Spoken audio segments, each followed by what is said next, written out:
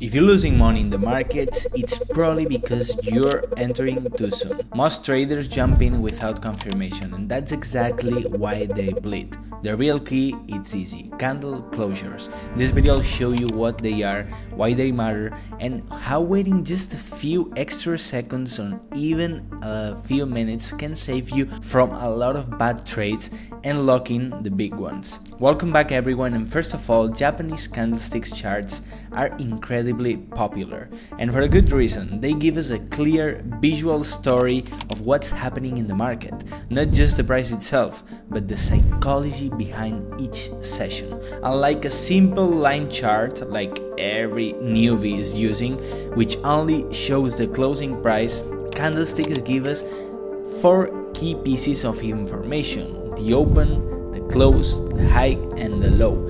That's 4 times more data, and in trading, as I've said many times, more information means more power. With just a quick glance at the candlestick, we can see if the market moved strongly in one direction, if it reversed mid-session, or if it stayed balanced. All insights that help us understand trader behavior. The design of candlesticks actually dates back to almost 300 years ago to rice markets in Japan during the 18th century. The idea was simple: the distance between the opening and the closing price tell us a lot of information about the market sentiment.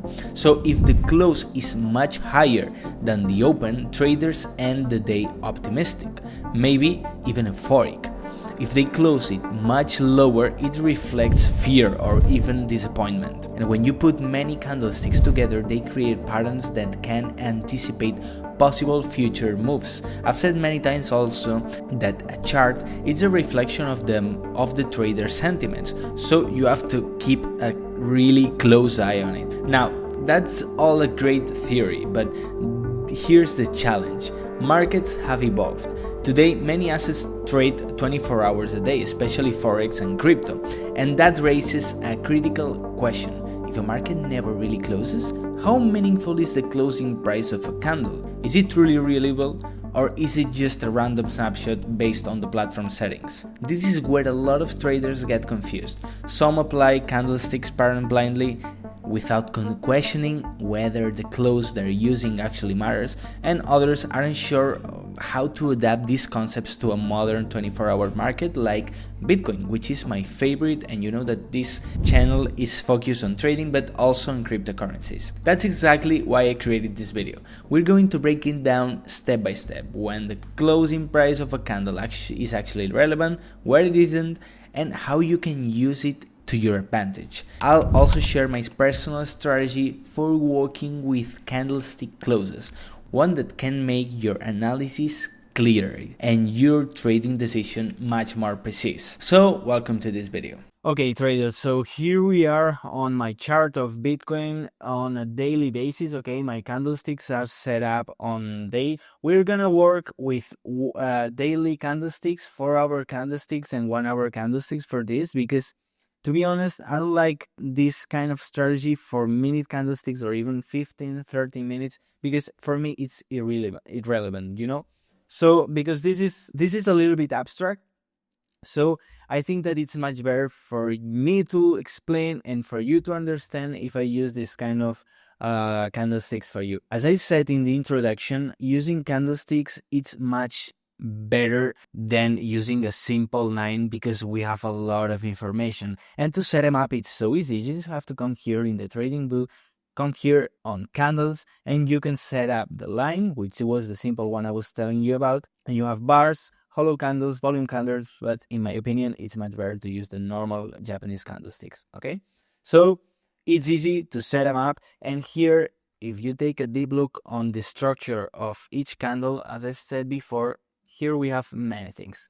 First of all, we have the opening price. This means that for example, here we are on a daily basis, so it says that in 23rd of June, we opened the market, the day, with a price of $101,000 per Bitcoin. Okay, and here we have the lowest point of the day, the highest point of the day, and the market closure. Okay, here we have the closure. So here we have a lot of interesting information, and then I'm gonna show you why for me this is a little bit irrelevant, okay?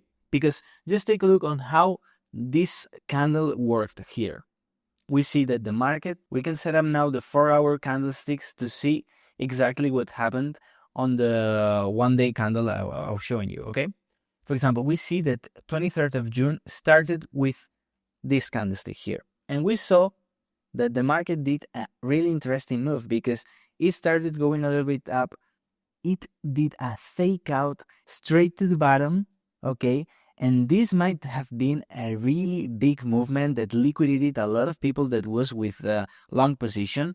And then it went all the way up to the top of the candle, okay? So now that we analyzed in a lower time frame the movement we had here, we can take up some conclusions. We can say that since we've seen that the price rejected so hard this zone here and went all the way up to, well, this was a really big candle. This was, let me see, like a 4.4% candle.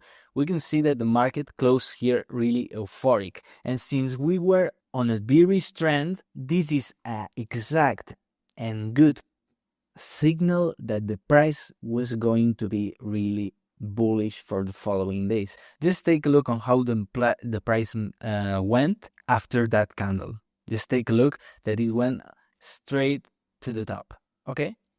And later I'm going to explain you which is the difference between one close and another, okay? So first of all, first thing first. But imagine that, for example, this candle went all the way up here, touched the $106K per Bitcoin, but the candle finally closed more or less like here, like happened for example here, that we saw that the price was going up but finally went all the way back to $106K.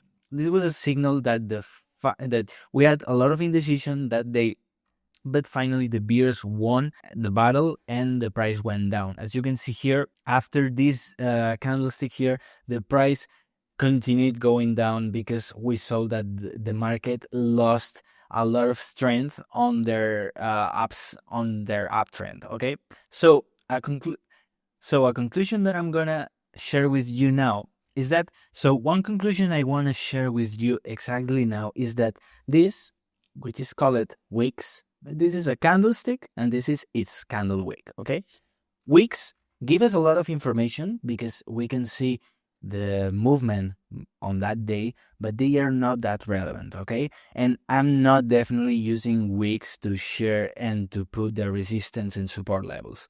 Now, after this explanation, when I told you the 4 pieces of information we have on each candle and everything we can do with it, now let's go with the support and resistance levels with this theory. Okay, as I've said, I'm not gonna be putting never a resistance level here because it makes no sense. Okay, it makes no sense. On my opinion, this was an indecision moment. Okay, this was an indecision moment. For me, it's not that relevant. It's, in my opinion, more information this zone.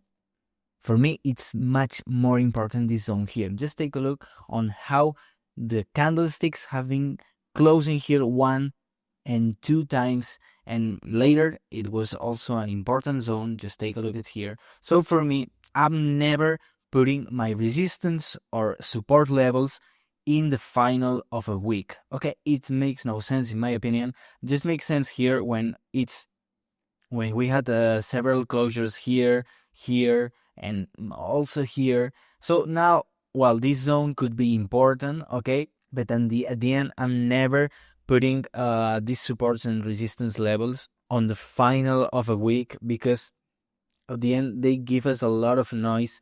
And I've seen a lot of traders losing money because they put their positions on a week and they get liquidated because they they get liquidated, or maybe they never get their trade open because they were waiting for the price to go straight to the wick, and they just stopped moving when they found the closure point. So in my opinion, it's not that important. At the end, this is something that each trader has its preference. In my opinion, the candle closures are the key points, on my opinion, to put the resistance and support levels. For example, if I have to put now a resistance level for Bitcoin in its all-time high, I'm not going to put it here on 123,000. Okay, I'm going to put it right here, which is the point where the candle closed. For me, this point here is much more important here. So if I'm going to put a take profit, imagine that, for example, now I take a long position here.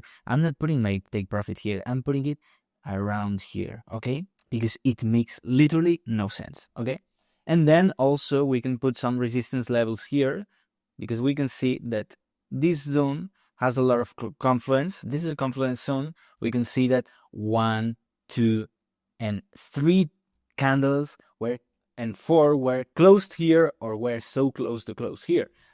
Okay, we can see also that this level has a lot of wicks, so it means that this is a confluence level. This is a place where there's a lot of people trading, there's a lot of indecision. Also, this used to be an all-time high, so it's an important level. So for me, this is a clear resistance level, okay?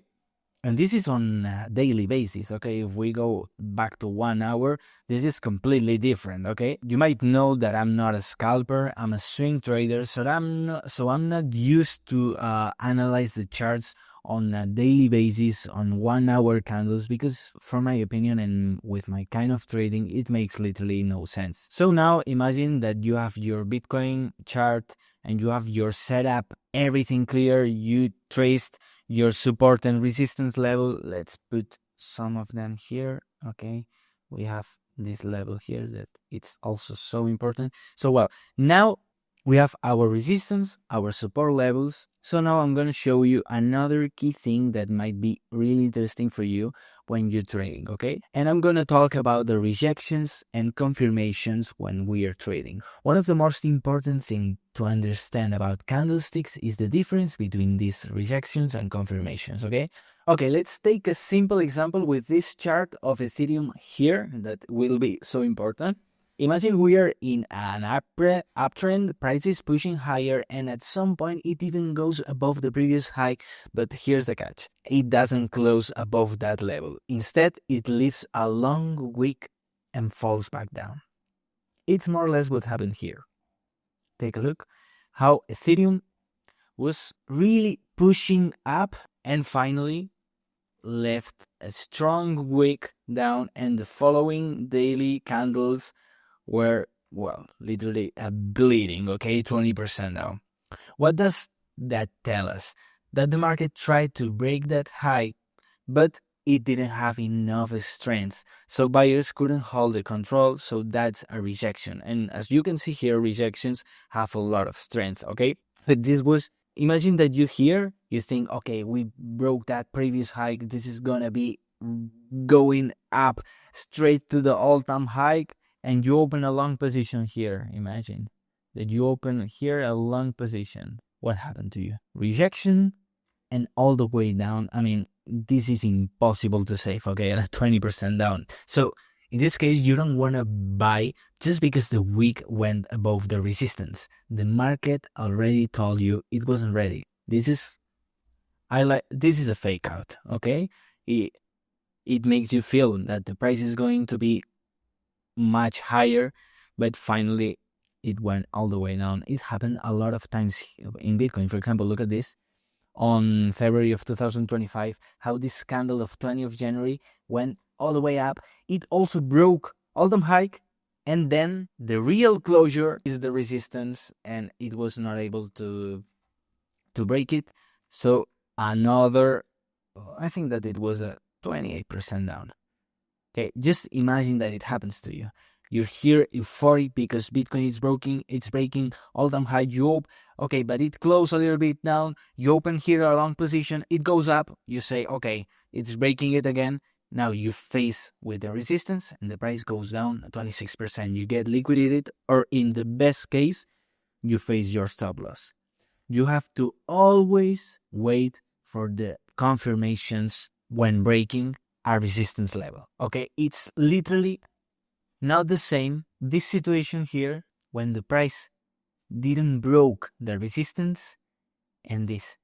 You might think that this is the same, but this is clearly not the same, because take a look how we have this wick here showed us that we didn't have enough strength, and you just can see here that the price of the candle just closed breaking the resistance level. So it meant that the bulls won that battle, and the uptrend was keeping going up. We saw it many times.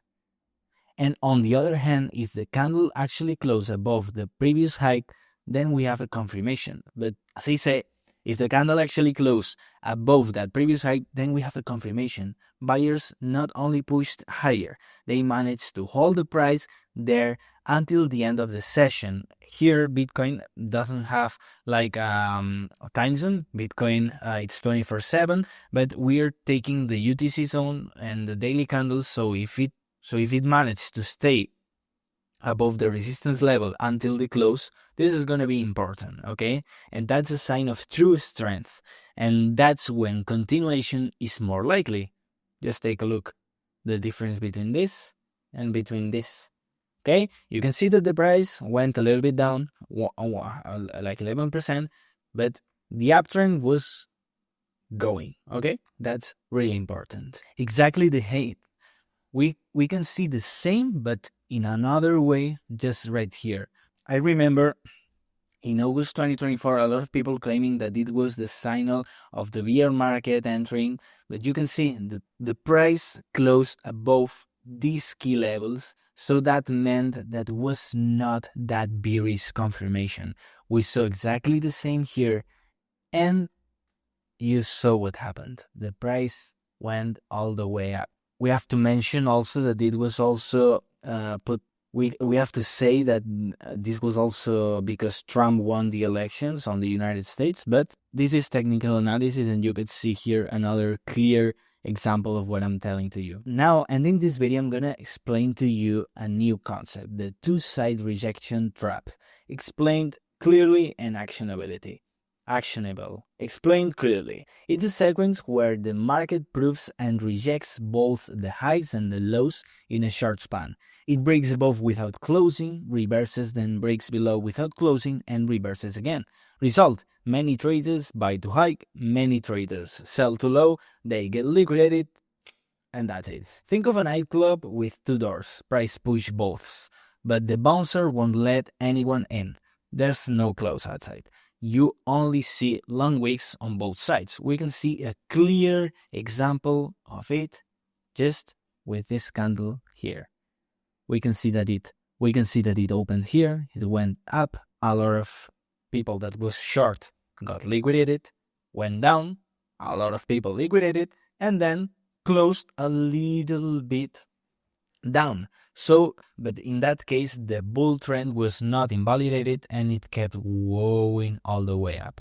So these kind of movements are, in my opinion, the most difficult ones, and definitely the most important and dangerous ones, because here, if you have a lot of leverage, you get liquidated without any doubt, okay? Because this was a really big movement, okay? So this is also one of the just take a look of this size, okay? This is one of the reasons also why, in my opinion, it's not a good idea to play with high leverage in crypto, because this kind of signals and this kind of candles, we can see this one here, we can see a lot of different examples here, and all the chart of Bitcoin, we can see a lot of examples. This is really common, okay? So getting liquidated with this kind of candles, it's really common. And also, this is a daily candle chart. If we go to 1 hour chart, this is even bigger, okay? It's so common to see this kind of candles every single day, okay? It's so easy, because these kind of markets are easier to manipulate. And the reason why it happens, it's so easy to understand. It happens because there are a lot of liquidity.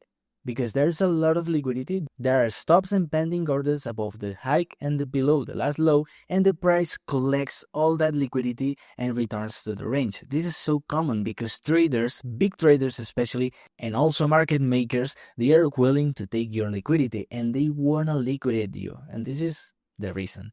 And also it happens because of false breakouts without a close beyond the key level and the breakout is not confirmed. So here I'm sharing with you my golden rule to avoid this. First of all, wait for the close at key turning points. If a candle does not close above the high, you want to break. If a candle doesn't close above the high you want to break, treat it as a rejection, not a breakout. And in my opinion, if you're willing to use this strategy, never wait for less than 1 hour candle closes, okay?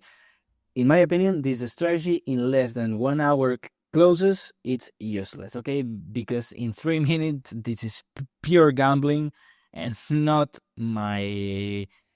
definitely not my kind of trading. If you want to use this strategy, obviously we have some rules that you want to definitely follow. First of all, use the same time frame for setup and confirmation, okay? It's if your setup and your chart is 1 hour candles, confirm it with 1 hour closes, not with 5 minutes or 30 minutes, because if you do so, everything is ruined and you're more likely to get liquidated, especially if you're using high leverage. And also, as I've said in many times in this video, lower time frame closures can mislead if they are not aligned with the setup time frame, okay?